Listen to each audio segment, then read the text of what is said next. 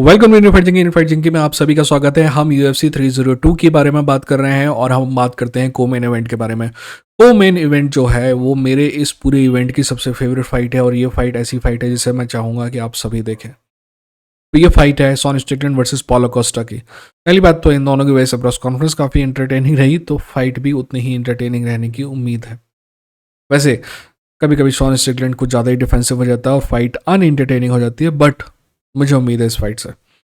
सबसे पहले हमें बात करनी पड़ेगी शॉन स्ट्रिकलैंड की, और शॉन स्ट्रिकलैंड की जब हम बात करेंगे तो समाज हमारे दिमाग में जो सबसे पहली बात आएगी कि क्या उसे रीमैच मिलना चाहिए था। मेरा मानना है कि शॉन स्ट्रिकलैंड को रीमैच मिलना चाहिए था। ठीक है, फाइट बहुत क्लोज थी, बहुत से लोगों का मानना था कि शॉन स्ट्रिकलैंड जीत गया है, तो इस डाउट को खत्म करने के लिए रीमैच जरूरी था। पर UFC जो है अपनी धुन में नाचती है, क्योंकि शॉन स्ट्रिकलैंड के कॉन्ट्रैक्ट में बहुत कम फाइट बची थी, है ना, उसे मजबूर किया गया।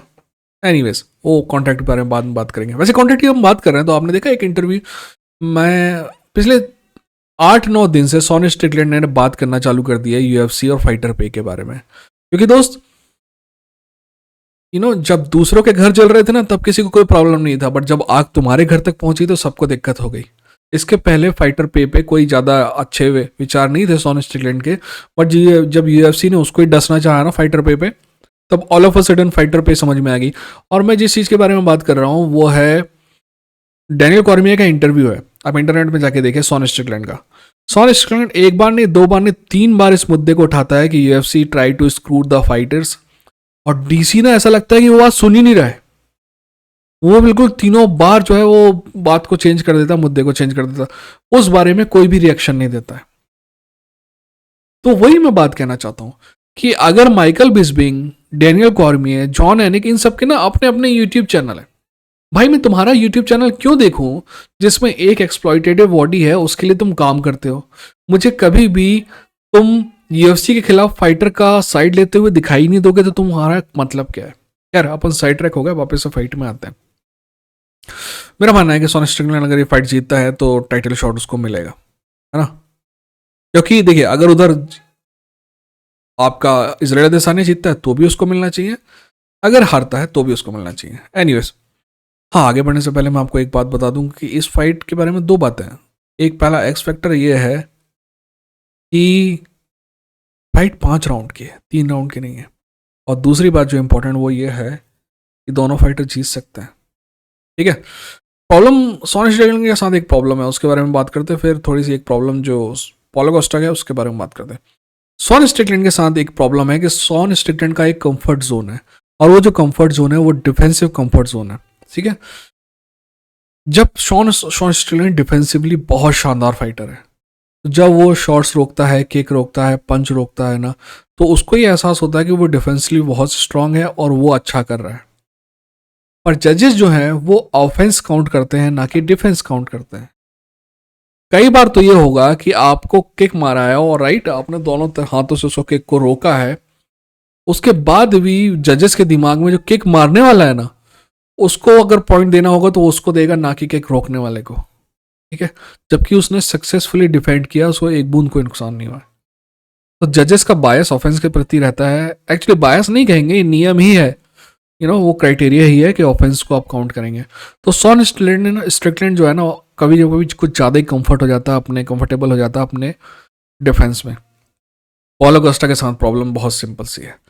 पॉलो कोस्टा 3 राउंड के बाद यूजलेस है, लिटरली यूजलेस है।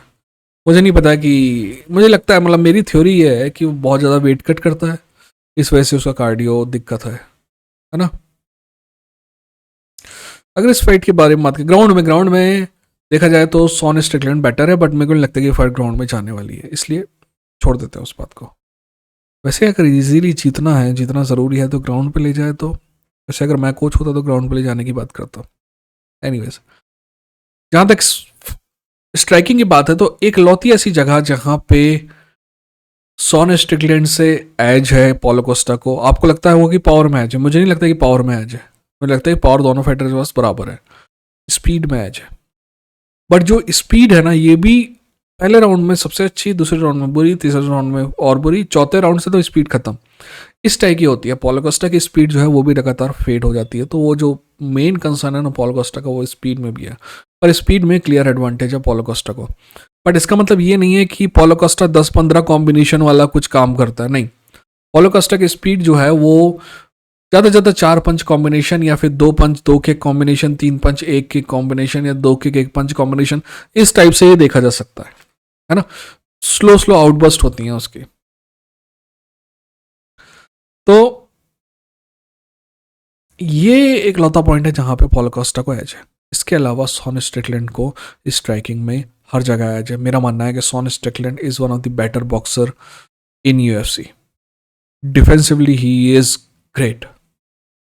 ठीक है, अगर शॉन स्ट्रिकलैंड को जीतना है तो बस सिंपल सी बात करनी है कि कैसे भी फाइट को 3 राउंड तक ले जाए। 3 राउंड के बाद उसके पास इजी से लेंगे। जहां तक पोलो कोस्टा की बात है, पोलो कोस्टा को मानना चाहिए कि उसके पास 2 ही राउंड है जीतने के लिए, और he need to finish Shaun Strickland in those 2 rounds somehow, जैसे भी हो। पर शॉन स्ट्रिकलैंड को फिनिश करना डिफिकल्ट है दोस्त। शॉन स्ट्रिकलैंड की चिन बहुत अच्छी है और टफ फाइटर है, और मेरे को लगता है कि he is going to tough it out, he is going to win this fight. तेल दिमाग पैसा सब शॉन स्ट्रिकलैंड पे। ठीक है, मुझे लगता है कि ये फाइट जीतने के बाद शॉन स्ट्रिकलैंड को वापस से टाइटल शॉट की दौड़ में शामिल हो जाएगा शॉन स्ट्रिकलैंड, और उम्मीद है कि वो सच बोलना जिसने चालू किया है ना यूएफसी के बारे में, वो बोलते रहेगा। देखते हैं कितनी देर बोलता है। ठीक है, अपना ख्याल रखिए, अपना का ख्याल रखिए। इधर फिर जंगी लड़ेंगे, जीतेंगे।